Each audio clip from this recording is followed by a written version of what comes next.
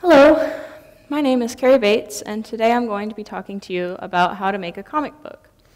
So, most of you probably think that drawing a comic is easy, right?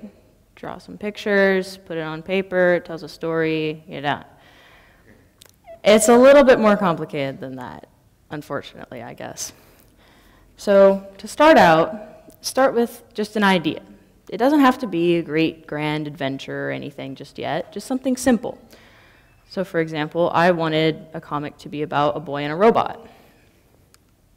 So we have this. Once you have your simple idea, start asking questions about it to yourself or ask your friends to ask questions, such as, where do you want the boy and the robot to start off? I want them to start in a village. So we have a village. And other questions, such as, who are the bad guys? What are they after? What's the point? And this is just one way that you can start to fill in the plot holes and things you might not have noticed. So once you have your idea, good job, because that's a big first step. So now you know where you're starting. Once you know where you're starting, it's time to plan it out.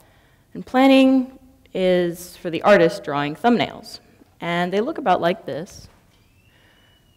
And this is the part where you just put the pictures in order and figure out where you want everything to go so that your comic makes sense.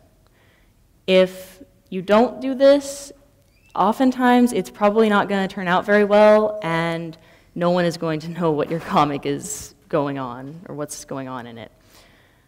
An artist that knows what they're doing, you can see you can take away all the dialogue, all the context, narration, everything, and just look at the pictures, and you can know exactly what's going on. So for example, take a look at this. There's no dialogue, no context, but you even get the impression that it's sort of funny at the end. So bonus points. And so thumbnails help you to do this so that you have a comic that makes sense once you take everything away from the art. Just a same example. Once you have your thumbnails done, it's time to move on to drawing it on your good paper.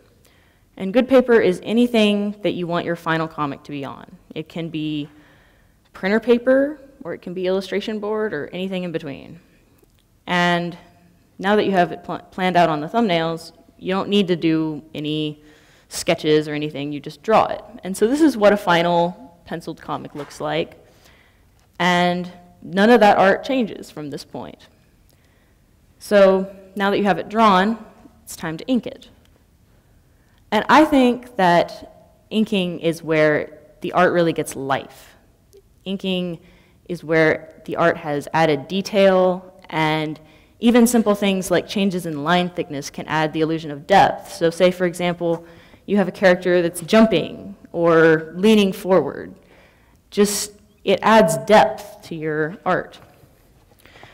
Now that your comic is inked, you can either choose to be done with it and print it in black and white, which some comic artists do because of either budget reasons or just for thematic reasons. But color is pretty. So you can color things in ink, colored inks, or paint, colored pencils, markers, crayons, you name it. Nowadays, you can even color things digitally with Photoshop or even Microsoft Paint. So once you have it colored, your comic is finished. And I hope that the next time you go and read a comic or see a comic, now that you know the work that goes into it, you can sort of have a greater appreciation for it. So thank you, and I hope you've enjoyed learning about the comic making process.